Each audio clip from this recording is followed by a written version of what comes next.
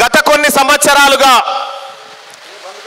కేసీఆర్ సాగిస్తున్నటువంటి అరాచకాన్ని ఎదుర్కోవడం కోసం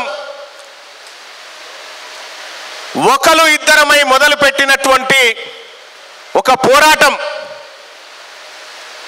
అది తీన్మార్ మల్లన్న టీంగా రూపాంతరం చెంది తెలంగాణ రాష్ట్రంలో ఎక్కడైనా రాజకీయ నాయకులు కానీ అధికారులు కానీ తప్పు చేయాలంటే లాగులు దడుచుకునేటట్టు భయపెట్టినటువంటి తీన్మార్ మల్లన్న టీం ఏదైతే ఉందో ఆ టీంకు రుణపడుతూ రెండు విషయాలు చెప్పాలి. ఇవాళ తీన్మార్ మల్లన్న టీంని బీసీ జేఏసీలో విలీనం చేసినటువంటి సందర్భంలో నా కుటుంబ సభ్యులుగా ఉన్నటువంటి తీన్మార్ మల్లన్న టీం సభ్యులకు ఈ వేదిక నుంచి చెప్తా ఉన్నా, మీరు అనుకుంటున్నారు ఇది విలీనం అని కాదు, మీకు ప్రమోషన్ అన్న విషయాన్ని మీరు గుర్తుపెట్టుకోవాల్సిందిగా కోరుతా ఉన్నా. రేపు జరగబోయేటువంటి బీసీ యుద్ధంలో ముందు వరుసలో తీన్మార్ మల్లన్న టీం సభ్యులు నిలబడతారు. ఈ తెలంగాణ రాష్ట్రంలో వాళ్లకు మరోసారి ప్రజలను సమస్త కష్టాల నుంచి ముందుకు తీసుకుపోతారు. ఆ దిశగా మిమ్మల్ని నడిపిస్తామని చెప్పి తెలియజేస్తా ఉన్నా. సోదరులారా, నాకు ఇప్పటికే అధ్యక్షులు రజనీ వారు చాలా మంది మిత్రులు చెప్తా ఉన్నారు, అన్న తీన్మార్ మల్లన్న టీంలా ఇప్పటిదాకా సీను మాట్లాడిండు, కోవటోళ్ళ పిల్లగాడు, అగో మా సీను కోవటోళ్ళ పిల్లగాడు ఇంకెన్ని రోజులు ఊకుంటారన్నా, మీ ఓట్లు మీరేసుకోరని చెప్పి వీడికి వచ్చి చెప్పిపోతా ఉన్నాడు మనకు మైకులా. మీ బీసీలంతా ఒక్కడిగారన్నా, మమ్మల్ని కూడా మీతో పాటు నడిపించకపోయి మా వాళ్ళలో ఉన్న పేదవాళ్ళని కాపాడండి అన్న అని చెప్పి వచ్చి గట్టిగా చెప్తా ఉన్నాడు. ఇక్కడ ఇంకో వైపు నుంచి శివవీర్ రెడ్డి వచ్చిండు, వచ్చి అన్న మా అగ్రవర్ణాల్లో ఉన్నటువంటి పేదలకు అన్యాయం జరుగుతుంది, వాళ్ళకి న్యాయం జరగాలంటే బీసీలు అధికారంలోకి రావాలని వాళ్ళు చెప్పిపోతా ఉన్నారు. వైపు ఇవాళ ఎస్సీ ఎస్టీ సోదరులు కూడా ఈ ఉద్యమంలో ఉన్నారు. ఒక విషయం, మైనారిటీ సోదరులు ఎస్సీ ఎస్టీ సోదరులకు కూడా కొన్ని విషయాలు చెప్పాలి. మహారాష్ట్రలో ఇక్కడ ఉన్నటువంటి లంబాడా బిడ్డలు మహారాష్ట్రలో బీసీలు, ఇక్కడ బీసీ ఉద్యమం చేయడం అంటే అక్కడ ఉన్న బీసీలకు న్యాయం కోసం పోరాటం చేయడమే. ఇంకో చోట ఉన్నటువంటి ఎస్టీలు, మేము మహారాష్ట్రలో మేము ఎస్టీ, మేము షెడ్యూల్ ట్రైబ్స్ అక్కడ మహారాష్ట్రలో, ఇక్కడ బీసీ. మనము ఇక్కడ ఉన్నటువంటి వాతావరణ పరిస్థితుల దృష్ట్యా ఒకరు ఎక్కువ తక్కువగా విడిపోయి ఉండొచ్చు కానీ ఈ బీసీ ఉద్యమం మనందరినీ సమాన స్థాయికి తీసుకురావడం కోసమే చేయబోతున్నటువంటి ఉద్యమంగా. కూర్చోరాదురా, ఓ సార్ కూర్చోరు, అట్లా కూర్చోరు.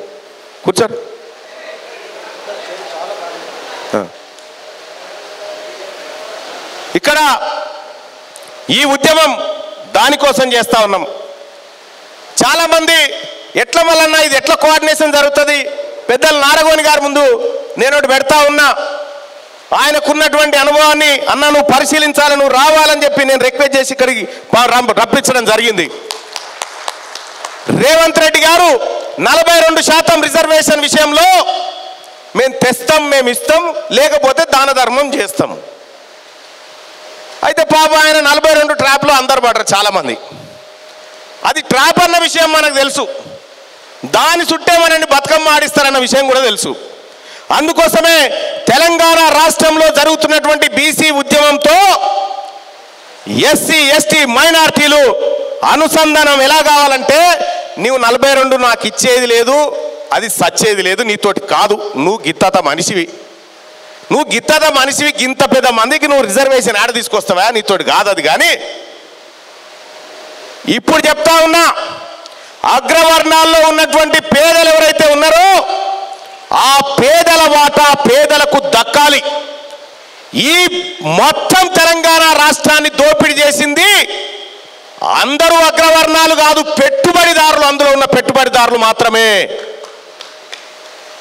ఇక ఇంకొక విషయం, ఆయన 42 నాకెరికే నీ 42 తమాషా, రేపు ఢిల్లీ పోయి ధర్నా చేసి వచ్చి మేము ఎంత కష్టపడ్డామంటే, ఎంత చెమట తీసినామంటే, ప్రధానమంత్రి అపాయింట్మెంట్ ఇస్తలేడంటే, రాష్ట్రపతి కలవలేదంటే మన దగ్గరికి వచ్చి మళ్ళా నంగనాచి మాటలు చెప్పి మీరంతా మళ్ళా కాంగ్రెస్ పార్టీ కోటేయరని చెప్పి మళ్ళా వచ్చి డ్రామాలు చేస్తారన్నట్టు. ఈ డ్రామాల కార్యక్రమం ఉంది ముందుగాల, ఇంకా 4-5 రోజుల తర్వాత ఉంటుంది, మీరు చూడ్రి. అయ్యా నువ్వు మాకిచ్చుడేంది, నువ్వు మాకిచ్చుడేంది? అందుకోసమే నారాయణ గారు ముంగడ చెప్తా ఉన్నా, 4% तेरा है बाकी सब हमारा है. 4% 4% నీది, మిగిలిందంతా నాది. 42 నువ్విచ్చుడు కాదు, 4% तेरा है బాకీ సబ్ హమారా హే. నా ఎస్సీ ఎస్టీ బీసీ మైనారిటీలందరిది కలిసి 96%. 42 ఎవడన్నాడు? నీది 4. నీ 4 తీసుకొని పక్క జరుగు, నీ 4 తీసుకొని పక్క జరుగు. నువ్వు పంచుడేందా మాకు?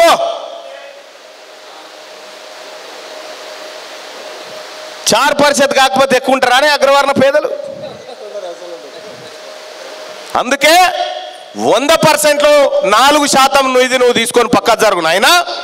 మేము ఎట్లా పంచుకోవాలో మాకు తెలుసు. ఇలా మాకు ఊర్ల పండి పండుగలు అయితే యాట కుప్పలు వేసుకున్న వాళ్ళం, మాకు తెలియదు అన్న ఎట్లా పంచుకోవాలన్నారు రిజర్వేషన్. మాకు తెలియదా? కళ్ళం చేసుకుంటే ఇనాములు పెట్టేటోళ్ళం అందరికీ కుప్పలుగా, ఎంత పంచుకోవాలన్నా ఎంత అన్నో మాకు తెలియదా? మీరేదో మొగుల మీదకేం దిగొచ్చినట్టుగా మీకోసం వీళ్ళు కష్టపడతారా? నిన్న పత్రికల కేసీఆర్ ఫోటోవా, రామచంద్రరావు ఫోటో, కవిత ఫోటో, రేవంత్ రెడ్డి ఫోటో వేసి బీసీ ఛాంపియన్ ఎవరని రాసిరన్లా. ఈ చంద్రశేఖర్ గౌడు, కవిత రజక, రామచంద్ర ముదిరాజు, రేవంత్ చారి, ఇందులో ఎవరు ఛాంపియన్ అని రాసిర్రు. ఇక వాళ్ళ కథ చూడు ఎట్లున్నదో.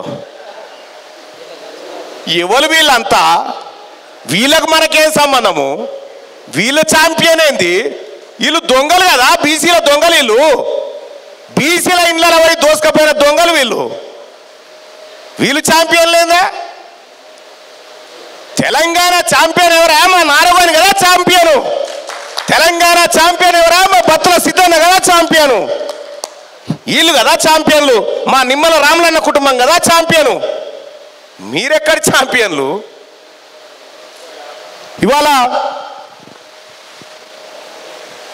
ఇవాళ ఈ రకంగా వాళ్ళే ఛాంపియన్లట. రేపు మనం పోకపోయినా కానీ వాళ్ళే బతుకమ్మలు పేర్చుకపోయి వాళ్ళే ఆడి వాళ్ళే షేర్లు వేసి వస్తారట. రేపు పొద్దుగాల మన ఇండ్లలో ఎవడన్నా వచ్చినా కూడా వాళ్ళే మునిగి వస్తుండొచ్చు పోయి. మొత్తం ఇప్పుడు తెలంగాణ రాష్ట్రంలో ఏ ఊర్లో చూసినా ఒకటే లొల్లి, బీసీల లొల్లి.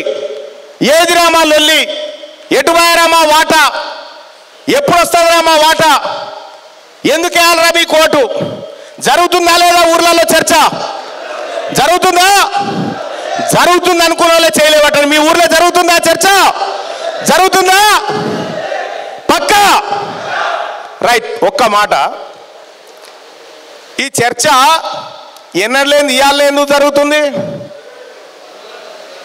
మనోళ్ళు 20-30 ఏళ్ళ నుంచి చేస్తా ఉన్నారు కదా ఇందిరా పార్క్ కాడ, సుందర విజ్ఞాన కేంద్రం కాడ పోరాటం, స్కాలర్షిప్ల పోరాటాలు జరిగినాయి కదా 30 ఏళ్ళు. ఎందుకు చర్చ జరుగుతుందంటే, ఎస్ ఒక్క తీన్మార్ మల్లన్నతోనే ఉంది ఇప్పుడు వాళ్ళకి పరిశాన్. ఒక్క తీన్మార్ మల్లనే. ఎందుకు తీన్మార్ మల్లన్నతోనే ఉంది పరిశాన్ అంటే, వాళ్ళు పార్టీలు అంటలేరా, వాళ్ళంతా వాళ్ళు తిని ఉంటామంటారు కానీ వీడు పార్టీ అంటుండా, ఈ పార్టీతో మా కొంపలు మునిగేటట్టున్నాయా అని వాళ్ళ బాధ. ఇక ఎప్పుడైతే మనం రాజకీయ పార్టీ గురించి సమాలోచనలు చేస్తా ఉన్నామో, నేను పెద్దలు గౌరవనీయులు నారగోని గారి ఇంటికి పోయి కొంత సమాలోచనలు చేసినాం, ఎట్లా చేద్దాం, ఏం అంశాలని చెప్పి ఇట్లా వివిధ వర్గాలతో చర్చలు చేసుకుంటూ వస్తూ ఉన్నాం. వస్తున్నటువంటి క్రమంలో బీసీ లాయర్లు, బీసీ డాక్టర్లు, బీసీ ఎంప్లాయీస్, బీసీ ఉద్యోగులు, బీసీ ఆర్టీసీ కార్మికులు ఎవరికి వాళ్ళు విడిపోయి బీసీ బీసీ బీసీ బీసీ సింగరేణిలో కూడా బీసీ అంటారు. ఇప్పుడు దీనికి ఎందుకు కారణం? కారణమేంది? ఒకే ఒక్కనిగా మాకు కావాల్సింది వాటా కాదు రాబోయే అధికారం కావాలని చెప్పినాం కాబట్టి ఇది వచ్చింది. ఇలా వాళ్ళట రైలుపేటలో లక్యూరి ఢిల్లీలో పోయి ధర్నా చేద్దామని చెప్పి ఎవరి కోసం చేయాలి మేము ధర్నా? తెలంగాణ ఉద్యమంలో 1200 మందిని చచ్చినామయ్యా మనం. ఇప్పుడు బీసీ ఉద్యమంలో 2-3 ఓసీలు ఆ పని చేయరు, మాకేం సంబంధం? ఈసారి ఆత్మ బలిదానాల బాట మీరు తీసుకోరు నాయన, మాకు జాలిగా.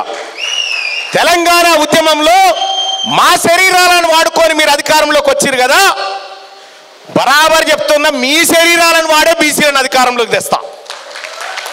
మా వాళ్ళకు ఒక్క రక్తపు చుక్క కూడా రానియకుండా ఈ బీసీలను ఎట్లా అధికారంలోకి తేవాలో చూపెడతా ఖచ్చితంగా. సరే అన్నవు, మీ పార్టీ అన్నది 42% అని ఇస్తే తీసుకుంటాం,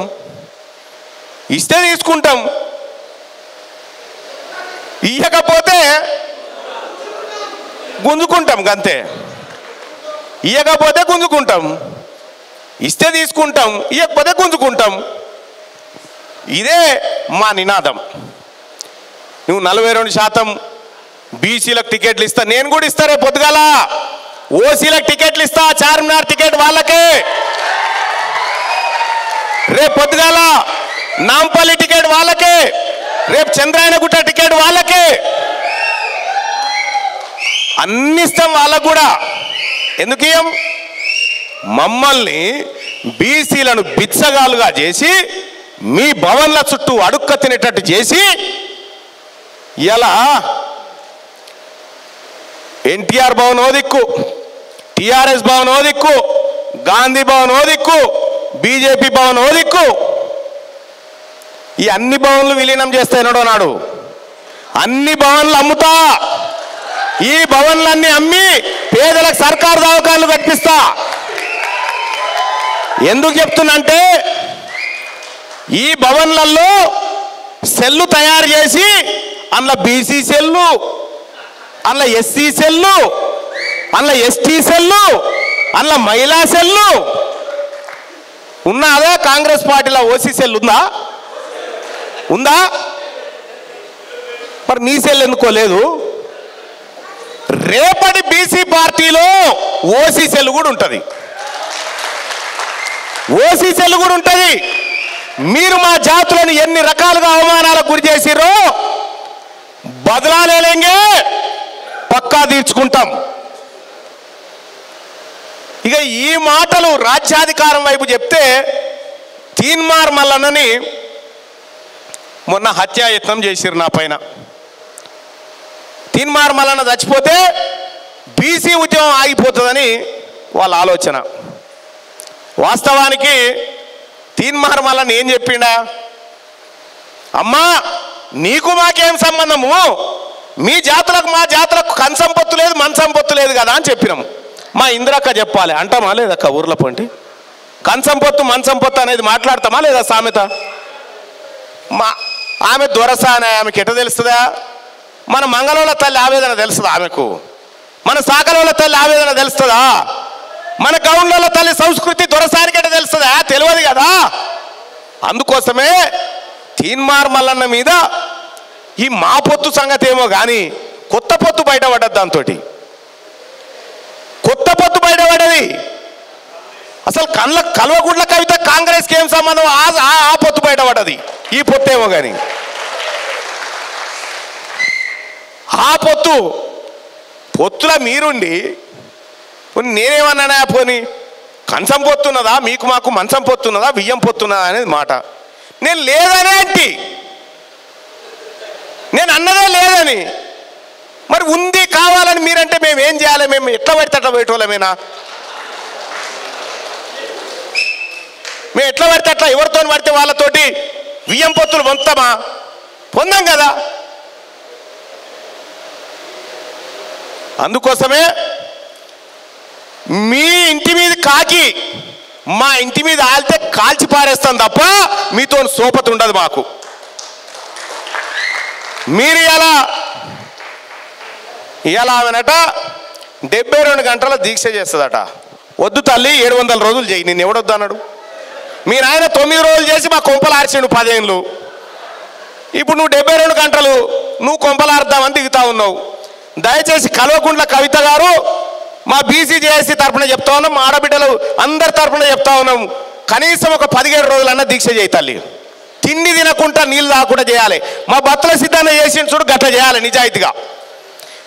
మీ నాయన నీమ్స్లో ఉంటే కొంగుసాటుకు ఇడ్లీలు తీసుకుపోయి తినిపించిన మహానుభావురాలివి నువ్వు. ఈ దీక్షలు నువ్వు చేస్తా అంటే నీ ఎన్ని లలిత కళలు ఉంటాయో ఆ దీక్షలో మాకు తెలివయా? నీమ్స్ దవాఖానలో జరిగింది కదే కదా.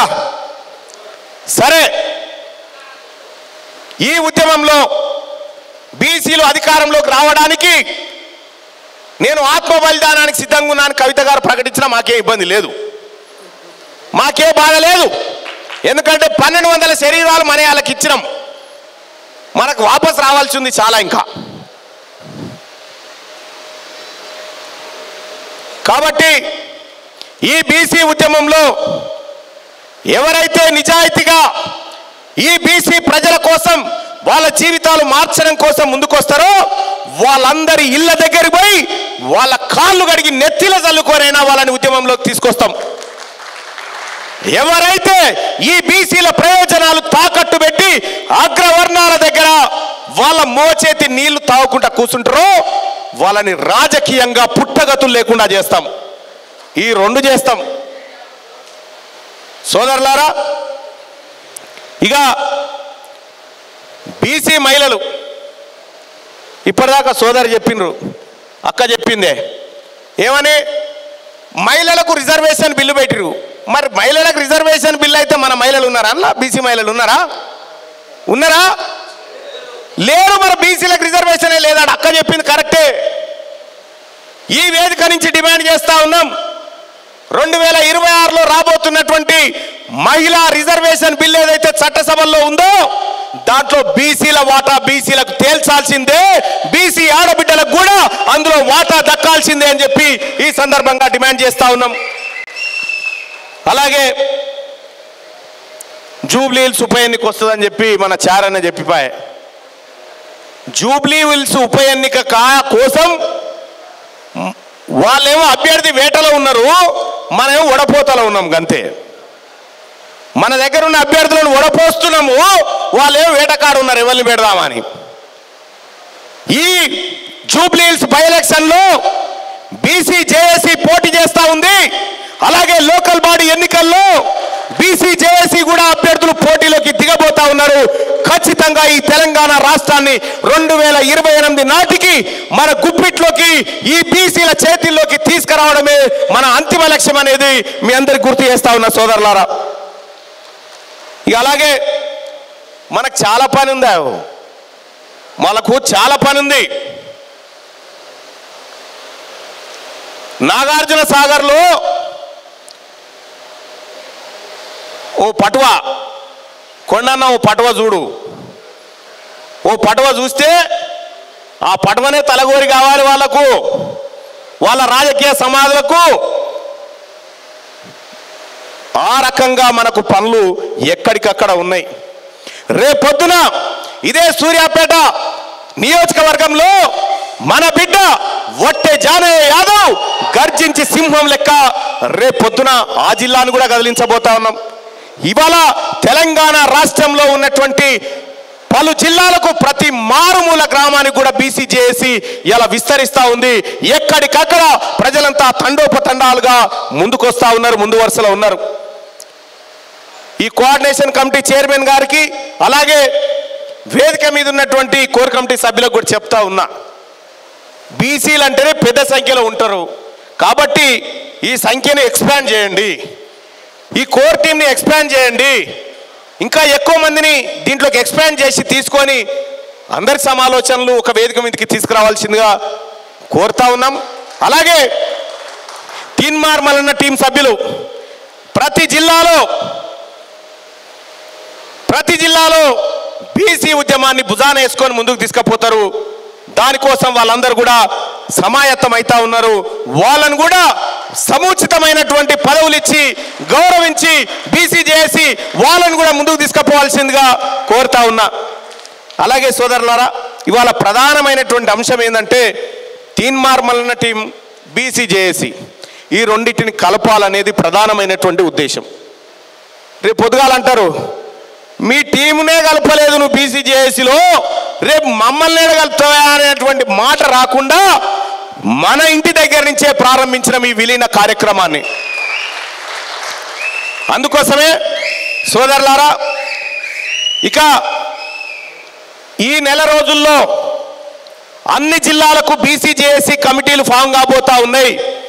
సూదగాని హరిశంకర్ గారి నాయకత్వంలో ఒకసారి లేవన్నా ఆయన నాయకత్వంలో అన్ని జిల్లాల బీసీ జేఏసీలు ఫామ్ కాబోతా ఉన్నాయి. అన్ని జిల్లాల్లో ఉద్యమకారులను ఒకే వేదిక మీదకి తీసుకురావడానికి, ఈ ఉద్యమాన్ని బలోపేతం చేయడానికి సూదగాని హరిశంకర్ అన్న 24 గంటల పాటు బీసీల కోసం కొట్లాడుతున్నటువంటి బిడ్డ. ఆయన సారథ్యంలో మనం ముందుకు పోతా ఉన్నాం. అలాగే తెలంగాణ ఏ ఎన్నిక జరిగినా ఇవాళ ఏదో 10 మందికి సంబంధించింది, ఏదో సుప్రీంకోర్టు ఏదో చెప్పింది 3 నెలలలోపు నిర్ణయం తీసుకోవాలని చెప్పారు. మహారాష్ట్రలో కూడా గట్టిగా చెప్పారు, 3 ఏళ్ళు అయిపోయింది. కాబట్టి ఆ 10 మంది బై ఎలక్షన్ వస్తుందని ఆశ లేదు. కానీ ఎక్కడ బై ఎలక్షన్ వచ్చినా మనం ఎన్నికల్లోకి దుంకాల్సిందేగా. మరి మాకు ఓసీల్లో ఉన్నటువంటి పేదలు కావాలి, మాకు వాళ్ళ అభ్యున్నతి కావాలి. మాకు వాళ్ళని కూడా, అందులో తిండికి గతి లేనటువంటి పేదవాళ్ళు కూడా ఉన్నారు సుమా. అగో వాళ్ళని హక్కున చేర్చుకుంటాం, వాళ్ళ జీవితాలు పైకి తీసుకొస్తాం. ఇది మా బాధ్యత. అలాగే రేపొద్దున జరగబోయేటువంటి ఈ బీసీ ఉద్యమంలో మనమంతా సోషల్ మీడియాని వాడాలా, సోషల్ మీడియాని విస్తృతంగా వాడాలా. ఎక్కడ అవకాశం వచ్చినా మన వాదాన్ని వినిపించాలా, ఎక్కడ చర్చ జరిగినా మన గొంతును కదిలించాలా. ఇది ఒక బీసీల పోరాటమే కాదు, ఇది ఎస్సీ ఎస్టీ సోదరుల పోరాటం కూడా, ఇది మైనారిటీ సోదరుల పోరాటం కూడా. అందుకోసమని సోషల్ మీడియాని విస్తృతంగా వాడాల్సినటువంటి అవసరం ఉందని చెప్పి తెలియజేసుకుంటూ, అలాగే తెలంగాణ రాష్ట్ర వ్యాప్తంగా మల్లన్న నువ్వు పాదయాత్ర చేస్తే బాగుంటుందని చెప్తా ఉన్నారు. పాదయాత్ర కాదు నాయన, పాడెక్కేదాకా యాత్ర చేస్తా, పాడ ఎక్కేదాకా యాత్ర చేస్తా. కానీ బీసీల రాజ్యం మాత్రం తెస్తా, బీసీల రాజ్యం మాత్రం తెస్తా. అతి త్వరలోనే కార్యాచరణ ఉంటుంది. ఈ కార్యాచరణలో భాగంగా ఆగస్టు 15 తర్వాత తెలంగాణ వ్యాప్తంగా ఎలాంటి ఉద్యమ కార్యాచరణ చేద్దాం.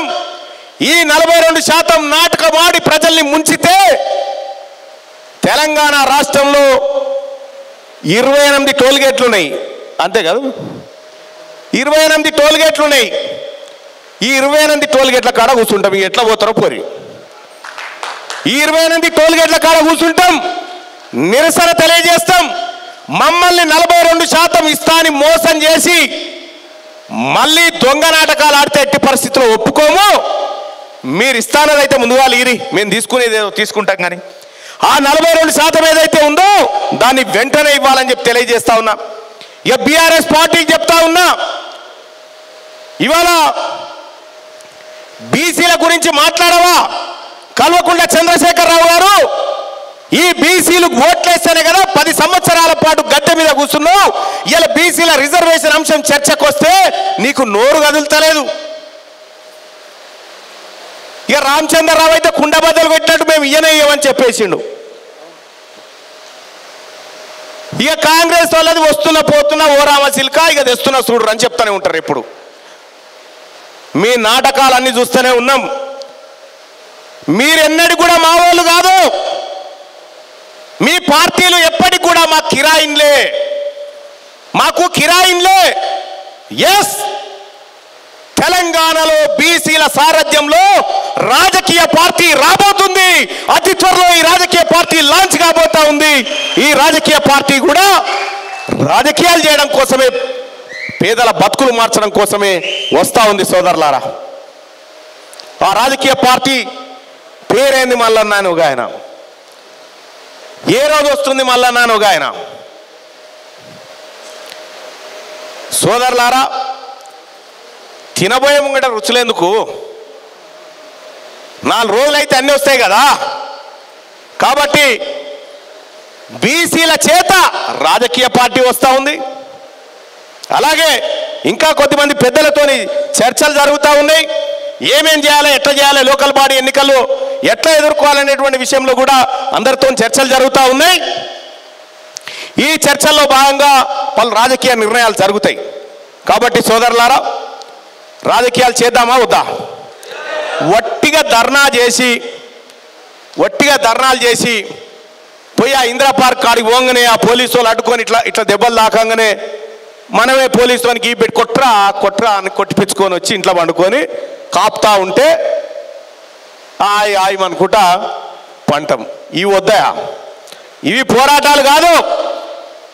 మనకు రాజకీయ కుర్చీ దక్కాలి. అబ్ కీ బార్ బీసీ సర్కార్, అబ్ కీ బార్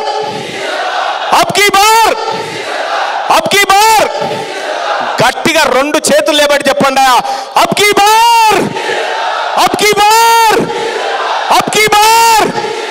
జై